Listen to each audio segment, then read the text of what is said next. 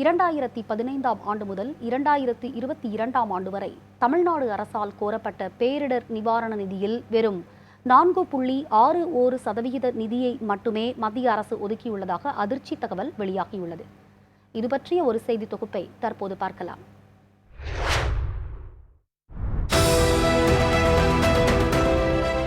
இயற்கை பேரிடர்களால் ஏற்படும் பாதிப்புகளை மறுசீரமைப்பு செய்வதற்கும் பாதிக்கப்பட்ட மக்களுக்கு நிவாரணங்கள் வழங்குவதற்கும் ஒவ்வொரு மாநிலத்திற்கும் மாநில பேரிடர் நிவாரண நிதி ஒதுக்கப்படும்.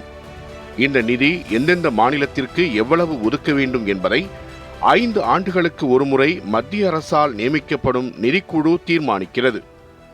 அதன்படி தமிழ்நாட்டின் மாநில பேரிடர் நிவாரண நிதி 1200 கோடி ரூபாய் என நிதிக்குழுவால் வரையறுக்கப்பட்டுள்ளது. அதில் 75% 900 கோடி ரூபாய் ஒன்றிய அரசால் வழங்கப்பட வேண்டும். மீதமுள்ள 25% 300 கோடி ரூபாயை மாநில அரசே ஏற்றுக்கொள்ளும். மத்திய அரசு வழங்க வேண்டிய மாநில பேரிடர் நிவாரண நிதி 450 கோடி ரூபாய் வீதம் 2 தவணைகளாக தமிழ்நாடு அரசுக்கு வழங்கப்படும். ஒரு மாநிலம் எதிர்கொள்ளும் இயற்கை பேரிடரின் தாக்கம் கடுமையாக இருக்கும் பட்சத்தில் மாநில பேரிடர் நிவாரண நிதி போதவில்லை என்றால் அந்த இயற்கை பேரிடரை கடும் இயற்கை பேரிடராக அறிவித்து தேசிய பேரிடர் நிவாரண நிதியிலிருந்து கூடுதல் நிதி ஒதுக்கீடு செய்யப்படும்.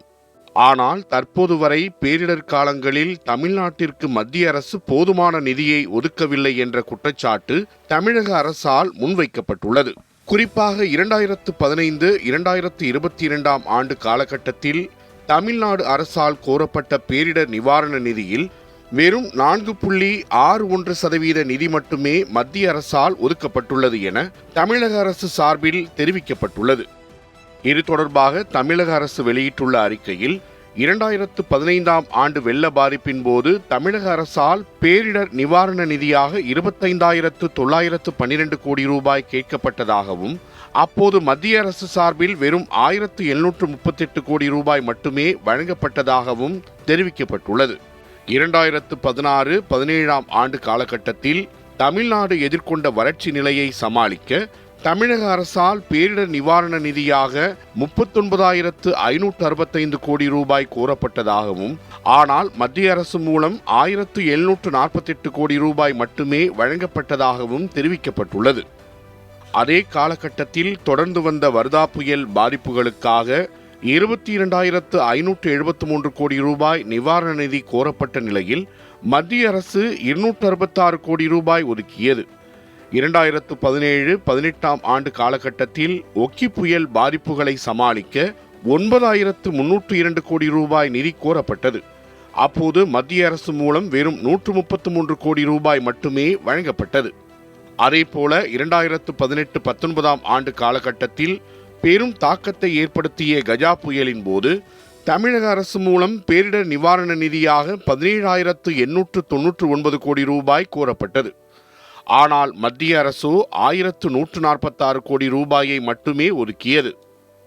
தொடர்ந்து வந்த நிவர் புயல் பாதிப்புகளை சமாளிக்கவும் 3,758 கோடி ரூபாய் கோரப்பட்ட நிலையில் மத்திய அரசு மூலம் 67 கோடியே 18 லட்சம் ரூபாய் மட்டுமே ஒதுக்கப்பட்டது. அதே காலகட்டத்தில் ஏற்பட்ட புரவி புயல் பாதிப்புகளை எதிர்கொள்ள 1,514 கோடி ரூபாய் தமிழக அரசால் கோரப்பட்டது. ஆனால் மத்திய அரசு மூலம் 223 கோடி ரூபாய் மட்டுமே நிதி ஒதுக்கீடு செய்யப்பட்டது.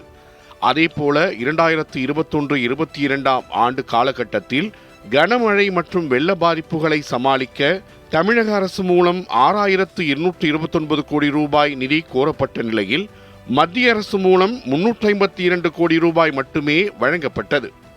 இந்த காலகட்டங்களில் பேரிடர் பாதிப்புகளை சமாளிக்க தமிழக அரசு மூலம் மொத்தமாக 1,27,655 கோடி ரூபாய் நிதி கோரப்பட்டது. ஆனால் அதில் 5,884 கோடி ரூபாய் நிதி மட்டுமே மத்திய அரசு மூலம் வழங்கப்பட்டது. இந்த தொகையானது கோரப்பட்ட நிதியில் வெறும் 4.61% மட்டுமே ஆகும்.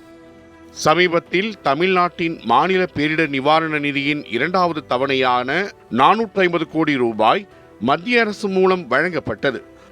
ஆனால் மிக்ஜாம் புயல் தாக்கத்தால் சென்னை உள்ளிட்ட வட தமிழக மாவட்டங்களில் ஏற்பட்ட வெள்ள பாதிப்புகளையும் தொடர்ந்து தென் மாவட்டங்களில் வரலாறு காணாத அளவில் கொட்டி தீர்த்த கனமழையால் ஏற்பட்ட பாதிப்புகளையும் சமாளிக்க மத்திய அரசு வழங்கிய நிதி போதவில்லை என தமிழக அரசு சார்பில் தெரிவிக்கப்பட்டது.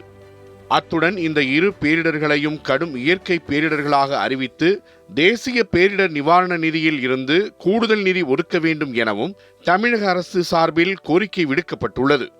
இது தொடர்பாக பிரதமர் மோடியை நேரில் சந்தித்து பேசிய முதலமைச்சர் மு.க. ஸ்டாலின் அரசின் கோரிக்கைகளை மனுவாகவும் அவரிடம் வழங்கியுள்ளார். தமிழக அரசின் கோரிக்கையை ஏற்று பாதிப்புகளை சமாளிக்க போதுமான கூடுதல் நிதி ஒதுக்கப்படுமா என்பதை பொறுத்திருந்துதான் பார்க்க வேண்டும். இத்துடன் இன்று செய்திகள் நிறைவடைந்தன. அடுத்தடுத்த செய்திகளுக்கு தொடர்ந்து இணைந்திருங்கள். நியூஸ் 7 தமிழோடு.